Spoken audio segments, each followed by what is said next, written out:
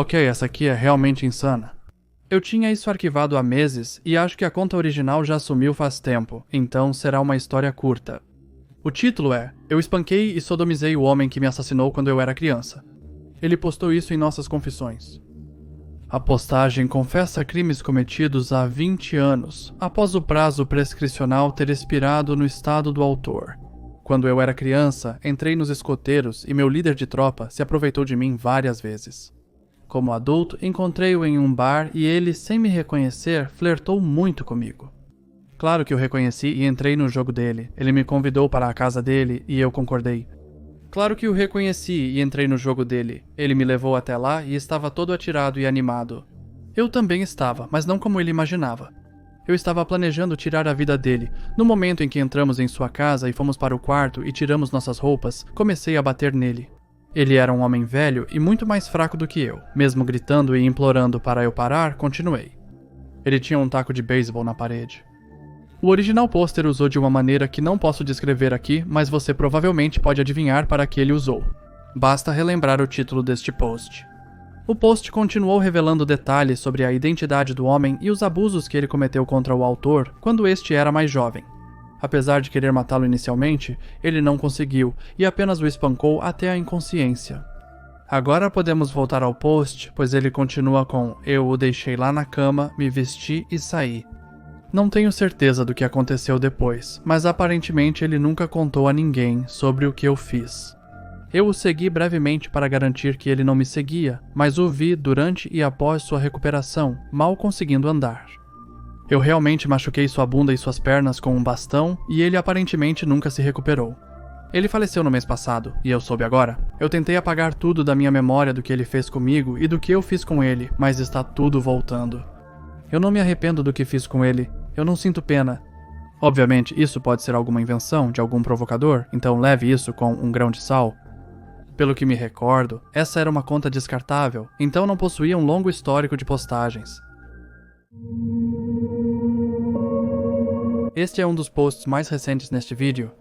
Foi compartilhado por alguém que se identifica como jogador 510. Terei que alterar bastante por causa da ortografia e gramática. A postagem deles diz: Conheci uma garota em um aplicativo de namoro. Tive um bom momento, mas o segundo encontro quase foi o meu destino. Um ano atrás, eu estava em um aplicativo de namoro, um aplicativo local onde você podia conversar com pessoas que estavam na sua área. Conheci uma garota legal lá com interesses em comum. Nos demos bem de imediato e trocamos números e fotos. Tudo estava perfeito, um pouco demais até. Ela estava toda sobre mim dizendo coisas como você é um cavalheiro, mas por respeito às leitoras não entrarei em detalhes. Mas ela estava obcecada por mim e eu nunca tive uma garota assim antes. Embora não fosse a mais bonita, ela me fez sentir de uma maneira especial. Então nos encontramos num sábado à tarde e tivemos um bom momento. Fui para a casa dela, queria passar a noite, mas ela não me deixou. Pensei que talvez ela tivesse perdido o interesse por causa do meu desempenho ruim. Mas naquele momento eu não me importei e continuei com o meu dia, e saí da casa. Mas não, ela não perdeu o interesse. Ela me perguntou se cheguei bem em casa. Depois de 30 minutos, nos comunicamos por mensagem. Assim continuou por 2 semanas, até eu terminar meus estudos. Queria vê-la novamente, mas algo estava diferente. O modo como ela escrevia sem emojis. Ela respondeu quase instantaneamente de forma mais direta, diferente do habitual, pois sempre demorava. Era assim que eu a conhecia, mas estava excitado e não me importava. Era quase como outra pessoa. Ela, por trás do telefone, insistiu que nos encontrássemos em seu parque local em vez de eu buscá-la em casa com meu carro. Confuso, perguntei a ela por que lá. Ela me disse para não fazer perguntas idiotas. E disse apenas para estar lá na hora e eu atendi. Quando eu estava lá esperando por ela, ela chegou 10 minutos depois, mas eu não me importava. Estava tão feliz que poderia vê-la novamente. Ela estacionou o carro e eu tive uma sensação estranha. Olhei para os lados para ver se havia algo errado. Também verifiquei os arbustos para evitar uma emboscada. Ela também não saiu nos próximos 2 a 3 minutos e eu estava convencido de que era uma de suas brincadeiras bobas que ela às vezes fazia. Não conseguia vê-la dentro do carro porque as janelas estavam escurecidas. Eu estava a uns 20 ou 30 metros de distância, esperando que ela saísse do carro, mas ela não saiu. Eu sorria nervosamente para o carro dela, pensando que ela estava me pregando uma peça. Mas então, de repente, recebo uma ligação. Eu pego meu telefone e era ela. Ao ver o nome dela no meu telefone, ouvi várias portas se abrindo simultaneamente. O carro estava estacionado horizontalmente, então eu não conseguia ver se havia mais passageiros que abriram a porta. Mas eu sabia que meu corpo estava instantaneamente em modo de luta ou fuga e que algo estava muito errado ali. Corri pela minha vida sem olhar para trás para ver quem ou o que saiu do carro. Após escapar, deletei e bloqueei o número dela. Acredito até hoje que ela traiu o namorado e ele de alguma forma descobriu e queria me bater ou até mesmo me machucar seriamente. Ouvi sobre as reações das pessoas por causa de uma noiva ou esposa infiel nas notícias e não queria ser mais uma vítima. Não acredito que ela estava no carro, provavelmente com 2 ou mais caras que pretendiam me machucar gravemente.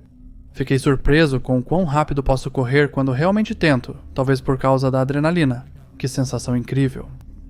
Honestamente, a maneira como este post está escrito é muito autêntica para mim, então eu tive que absorvê-lo, mas a explicação dele também é muito interessante. Ele suspeita que ela foi infiel, mas a situação pode ter sido mais grave. Ao ler o post, pensei que uma mulher atraía homens dormindo com eles, e no próximo encontro, eles eram sequestrados e traficados. Por outro lado, eles poderiam tê-lo traficado quando estava vulnerável na casa dela, mas seria muito suspeito, então não tenho certeza. Ambas são possíveis explicações, mas felizmente nada aconteceu com ele. Ele também respondeu a vários comentários, reforçando a autenticidade. Neste, a original poster descreve sua experiência com um perseguidor muito perigoso. Esse perseguidor acredita que eu pertenço a ele e está ameaçando tirar a vida da minha família. Sua prisão só o tornou mais agressivo. Por favor, nos ajude. É difícil tornar isso coerente e seguro para mim, mas vou tentar o meu melhor. Estou desesperadamente precisando de conselhos e orientação. Tenho que ser muito cuidadosa para não dar pistas a essa pessoa, então, por favor, apenas faça perguntas se eu parecer muito vaga. Estou sendo perseguido por alguém com problemas mentais. Conheci essa pessoa há 18 anos em um contexto educacional e tive pouco contato com ela durante o programa. Ela não estava doente na época, era apenas uma estudante comum. Por ter idade próxima aos alunos, eu era bem rigoroso sobre limites para manter o profissionalismo. Não tive notícias deles por 13 anos. Há 5 anos, o aluno entrou em contato de forma preocupante. Tentei ser educado, mas eles me assustaram, então pedi para não me contatarem novamente. Eu não era próximo do aluno, então não sabia por que estavam me contatando. Por 3 anos, essa pessoa se tornou cada vez mais agressiva, ameaçadora e obsessiva. Ele me declarou como sua propriedade, que ele iria me resgatar e que eu tinha que voltar para ele. Se eu não fizesse isso, ele tiraria minha vida. Eu o denunciei, mas a polícia não foi muito útil com meus relatórios. Ele não conseguia me encontrar pessoalmente. Então, ele tentou entrar em contato por vários meios eletrônicos e telefônicos, sempre encontrando diferentes maneiras de me contatar. Deixei as redes sociais, saídas e atender o telefone, mas a situação continuou a piorar. Por fim, cansei e reivindiquei meus direitos legais. Eu tinha montanhas de evidências, a ponto de vários juízes expressarem abertamente choque e alarme. Ele foi preso, acusado, encarcerado por vários meses, e uma ordem de proteção oficial foi emitida. Ele recusou avaliação e auxílio psicológico. Ele foi preso mais algumas vezes por pequenas violações da ordem, mas nada que resultasse em tempo de prisão. Bem, ele está solto há alguns anos e nos últimos meses começou a se obsessinar por mim novamente. Apesar de não me contatar diretamente, ele está postando sobre mim em diversas redes sociais e plataformas online.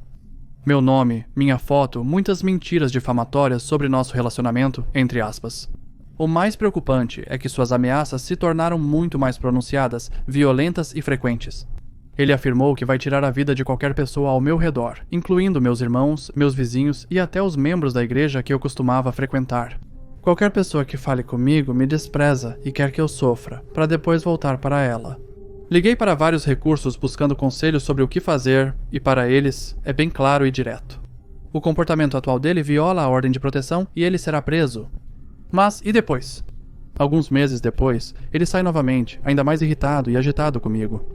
Ele me culpa 100% pela sua prisão original e encarceramento. Ele não consegue ver a relação entre seu comportamento ameaçador e a razão de sua prisão. Ele está muito doente. E ele até testemunhou que eu subornei o juiz e a polícia e os tenho sob meu controle. Se eu o acusar por violar a ordem contra mim, estou confiante de que ele tentará tirar minha vida ou a da minha família após a liberação. Tenho considerado abordar a situação pelo lado das ameaças em massa, e menos com foco em mim. Ele pensa que pertenço a uma certa religião, então temo que tente prejudicar seus seguidores. Ele acredita que minha família faz parte desta religião e quer eliminar meus familiares por isso, sendo parte da razão pela qual eles merecem morrer, segundo ele. Com esses aspectos em mente, poderia ser um caso que o Federal Bureau of Investigation poderia lidar? Existe alguma maneira de abordá-lo como uma ameaça geral a várias pessoas sem me tornar o rosto do caso? Quero muito evitar retornar ao tribunal, pois tenho certeza de que isso só incentivaria ainda mais o comportamento dele. O que posso fazer em relação às ameaças dele, além da ordem de proteção? Por favor, me ajude. Estou com medo por mim e minha família.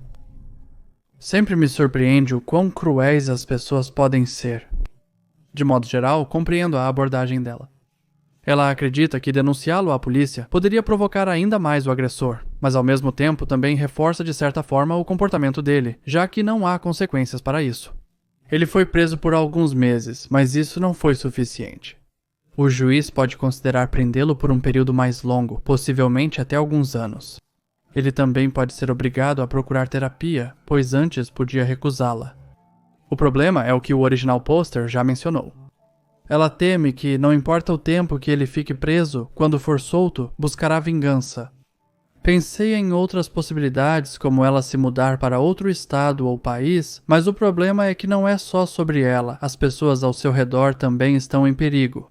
Minha outra ideia era consultar os ameaçados e entrar com uma ação coletiva, mas não sei se isso poderia ser feito nos Estados Unidos da América. É uma situação muito difícil. Gostaria muito de ouvir seus pensamentos e ideias. Como você lidaria com esse perpetrador? Comente abaixo. Apesar de o tópico ter surgido há 2 anos, ele recebeu várias atualizações, com a mais recente ocorrendo há poucos meses. É bastante elaborado, porém muito interessante. Um usuário que se identifica como Dead Might Not Be a Murder começou discussões sobre seu pai em alguns subreddits, mas ganhou mais destaque no Reddit Bureau of Investigation. É uma leitura muito longa, então, por favor, tenha paciência comigo e também resuma a postagem de atualização para que isso não se transforme em eu lendo coisas por meia hora. Tenha paciência comigo enquanto eu relato isso da melhor maneira possível. Tenho que permanecer um tanto vago em alguns dos detalhes para proteger minha anonimato. No entanto, farei o meu melhor para ser o mais claro possível sobre a série de eventos em setembro de 2015. A namorada do meu pai, Sherry, começou um caso com um dos amigos dele chamado Billy. Billy e meu pai eram amigos desde o ensino médio, e eu o conhecia bem. Ele era um nerd meio estranho, mas legal. Meu pai ficou chateado com o caso, mas ele e Sherry já tinham problemas no relacionamento. Acredito que ele ficou feliz em ter um motivo para deixá-la oficialmente. Ele teve alguns encontros cordiais com Sherry e Billy, já que moravam na mesma cidade, mas basicamente os cortou completamente. Nesse período, Sherry se mudou para uma nova casa, a poucos quarteirões do meu pai. No dia de Ação de Graças, de 2015, meu pai enfrentava dificuldades. Ele ainda estava chateado com o caso, mas havia sofrido um acidente de carro recentemente, perdendo o emprego devido a uma lesão nas costas. Ele enfrentava problemas financeiros enquanto aguardava um acordo judicial. No início de dezembro, às 8 da manhã, meu pai me ligou no trabalho.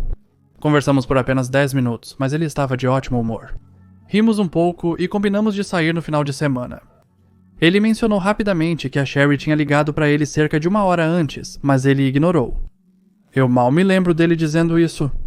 Cheguei em casa do trabalho naquela noite e meu telefone tocou. Uma amiga da família me ligou para dizer que meu pai havia morrido, mas não tinha mais detalhes.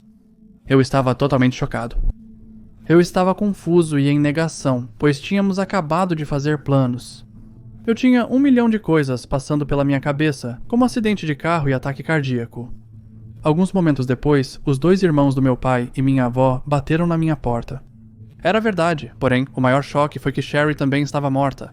Suspeitava-se que um matou o outro e depois cometeu suicídio. Eu estava incrédulo com o que ouvia. Para piorar a situação, Billy foi a pessoa que encontrou os corpos na casa de Sherry e estava sendo interrogado pela polícia. Recebi uma ligação de um investigador no local. Ele disse que era um caso simples e direto. 2 adultos mortos, cada um com um tiro na cabeça. Meu pai ainda segurava a arma. Meu pai era um caçador, então fiquei curioso sobre a arma do crime. Para minha surpresa, era uma pequena pistola de calibre, mas não era do meu pai. Era da Sherry. Durante a ligação, o policial informou que meu pai e Sherry tiveram relações sexuais consensuais antes de falecerem. Ele acrescentou que houve um intervalo maior. Ele supôs que meu pai havia tirado a vida de Sherry, teve um arrependimento instantâneo, Pace ponderou suas opções e finalmente decidiu se matar. Ouvindo isso, não consigo entender, pois era totalmente fora do caráter do meu pai. E não de uma maneira do tipo, eu não acredito que meu pai poderia ter feito isso, como uma verdadeira confusão sincera. Para começar, ele não estava tão triste assim sobre o caso. Eles estavam separados há 3 meses, e ele parecia bastante feliz apesar disso. Em segundo lugar, como mencionei antes, Sherry estava morando em uma nova casa. Meu pai não tinha conhecimento sobre a casa dela, então como a arma dela acabaria na casa dele? Ele tinha suas próprias armas. Em terceiro lugar, eu sabia que ela tinha ligado para ele naquela manhã e ele ignorou a ligação dela. Alguém desesperado o suficiente para matar outra pessoa dificilmente perderia uma oportunidade de interagir com ela. Nada disso fazia sentido. Mesmo assim, tive que aceitar as informações recebidas e confiar que a polícia sabia o que fazia. Eu tinha um funeral para planejar e um profundo luto para enfrentar, sem mencionar. Dias depois, viajei até a casa do meu pai para recolher seus pertences e resolver pendências. Sua casa estava surpreendentemente toda acesa. Luzes acesas, televisão ligada, gato faminto, café da manhã e maconha na mesa, porta dos fundos destrancada, etc. Ele saiu correndo pela porta com a intenção de voltar logo. Esta não parecia ser a casa de alguém que partiu para nunca mais voltar. Eu sei que certas circunstâncias podem fazer coisas estranhas com as pessoas, mas é muito estranho. Ele nunca teria deixado seu gato passar fome. Mais um sinal vermelho em minha mente, mas continuei. Depois, a polícia me deu alguns de seus pertences do local do crime. Meu namorado decidiu passar pelo telefone dele para ver se havia algum sinal do ocorrido. Descobrimos que após eu falar com ele, ele atendeu uma ligação da Sherry, que durou 11 segundos, mas também encontramos mensagens de texto realmente estranhas. Nenhuma das mensagens parecia ter sido do meu pai porque ele tinha uma gramática péssima. Ele nem sabia enviar mensagens. Nunca recebi uma mensagem do meu pai em toda a minha vida. Ele tinha um celular flip com T9 em 2015, pelo amor de Deus. Muitas pessoas me disseram que isso parece errado. Eu concordei, pois não sentia que aquilo estava certo. Porém, eu não tinha nada além do instinto para me guiar. O que não é suficiente ao lidar com a polícia ou investigadores. Em certo ponto, tive que pedir às pessoas para pararem de me dizer que achavam que isso era uma armadilha, pois não podia fazer nada a respeito e estava começando a perder o sono por causa disso. Eu temia me tornar alguém que se obceca com algo por pura negação. Ninguém iria levar a sério minha situação e eu já sabia que seria ignorado e desconsiderado. Nos últimos 5 anos, só me estressei e me silenciei. Até o momento, na última sexta, recebi uma ligação de alguém próximo ao círculo de amizades do meu pai, me encorajando a persistir na reabertura do caso dele. Recentemente, veio à tona que Billy aparentemente é um mestre em golpes e uma fraude. Acho que Sherry é uma das 3 namoradas que Billy encontrou mortas desde 2010. Com este último parágrafo, as coisas realmente começam a ficar interessantes. Como mencionei, seria demorado abordar tudo, então incluirei apenas os pontos principais das atualizações. Depois de compartilhar a história, ela adicionou que, antes de namorar Sherry, Billy estava namorando outra garota que tinha dinheiro. Ela foi encontrada morta logo depois. Quando Billy começou a namorar Sherry, ela herdou entre 500 mil a 800 mil de seu pai. Sua namorada atual tem falha de órgãos desde o ano passado. Ela herdou uma fortuna e foi encontrada morta semana passada.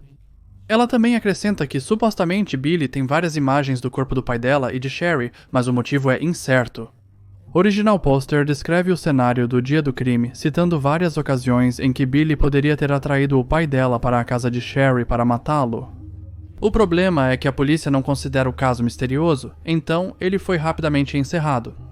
Após compartilhar tudo isso, as pessoas nos comentários apontaram que não faz sentido aceitar todas essas mentiras se realmente fosse por razões financeiras, já que ele não se casou de fato com nenhuma dessas mulheres.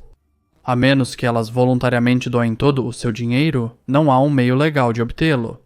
Em uma atualização, ela diz que solicitou o arquivo Freedom of Information Act para o caso de seu pai, mas isso não resultou em informações adicionais significativas. Ela então enviou um correio para o subchefe de polícia, que realmente queria ouvir o que ela diz, mas ela então continua a dizer que recusou realmente falar com ele porque ela estava, entre aspas, despreparada e que ela precisava de mais tempo para coletar informações. Em outra atualização, ela relata minuciosamente sua conversa com Linda, ex-esposa de Billy, que está lutando pela vida devido a uma grave doença. Em sua conversa, ela concorda com o original pôster que Billy provavelmente tirou a vida de uma de suas namoradas, e que Linda até foi à polícia. Mas o investigador supostamente ignorou, dizendo que as falhas de sua investigação viriam à luz se ele concordasse com ela, assim decidiu não reabrir o caso. Este oficial era a mesma pessoa que se ofereceu para ligar para o original pôster, o que o original pôster recusou. Sua terceira atualização, estranhamente, não tinha nenhuma informação realmente notável. Era basicamente ela dizendo que estragou o pedido de Freedom of Information Act e está deixando um profissional cuidar disso. Na última atualização, ela encontra o investigador principal do caso de seu pai, que não acredita nela. Ele esclareceu algumas coisas que a original pôster supostamente entendeu errado, como a morte de uma das namoradas de Billy, que foi um acidente causado por ela mesma e não por Billy. Lamentavelmente, essa foi a última atualização, cerca de 6 meses atrás. No último comentário, há 3 meses, ela disse que daria uma pausa. Omiti vários detalhes, mas ela afirma que não há investigação em curso, e aparentemente ninguém se importa com o caso, o que é bastante triste. Honestamente, eu não sei o que pensar sobre isso. Claro que há várias coisas que parecem muito suspeitas, mas ao mesmo tempo não há evidências concretas de nada. A polícia é ou muito incompetente e ou corrupta, ou realmente não há mais nada nisso. Adoraria ouvir mais opiniões de vocês sobre este caso. Deixem-me saber abaixo. Esta é uma postagem curta e foi postada há alguns dias por Kayla Cloud. Há alguns anos, em meados de novembro, quase fui sequestrado. Um barulho estranho salvou minha vida. Eu e minha mãe adorávamos caminhar ao ar livre. Esta noite em particular estava congelante, mas decidimos que queríamos sair para uma caminhada rápida. Enquanto voltávamos para casa, descemos uma rua que usamos o tempo todo. É uma rua do bairro que leva à rua principal e retorna ao nosso bairro. Estamos no meio da rua quando escuto um cachorro latir acima da música no meu celular. Desliguei e virei para procurar o cachorro porque eu amo cachorros e não sabia que havia um cachorro grande na rua. Só para contextualizar, conheço muita gente na rua e sei quais casas têm cachorros. No quarteirão, a maioria tem cães pequenos ou gatos. Isso veio de uma casa sem cachorro, muito menos um grande. Virei-me e vi uma grande massa escura a poucos metros de mim. Se ele tivesse dado mais 2 passos, teria me agarrado. De repente, me senti estranho e apressei o passo de volta para minha mãe, que não havia notado que eu tinha parado. Desliguei meu celular e sussurrei que achava que estávamos sendo seguidos. Ela se virou, agarrou meu braço e disse que 2 homens estavam bem atrás de nós. Começamos a andar em zigue-zague e eles seguiram cada passo nosso. Assim que notaram que estávamos cientes, um dos caras puxou papo conosco. Tarde demais para estarem andando por aí, não? Ele prosseguiu com as perguntas. Minha mãe continuou andando e dando respostas curtas. Pelo tom de voz, percebi que estávamos em perigo, então fui discar 911. Minha mãe disse para ligar para meu pai, pois ele poderia nos alcançar mais rápido, já que estávamos quase em casa. Chegamos à rua movimentada e os vimos andando rapidamente em nossa direção. Decidimos arriscar e corremos para o meio da rua, enquanto os carros passavam de ambos os lados. Corremos novamente e encontramos meu pai do outro lado. Olhamos para o outro lado da rua e os 2 homens sumiram. Entramos no carro e vasculhamos as ruas, mas esses caras desapareceram no ar. Perguntei à mãe se teríamos sido sequestrados se eu não tivesse ouvido o cachorro. Ela perguntou que cachorro. Perguntei como ela não ouviu esse cachorro enorme latir, especialmente com sua boa audição. Ainda não tenho ideia do que exatamente eu ouvi, mas sei que provavelmente salvou minha vida.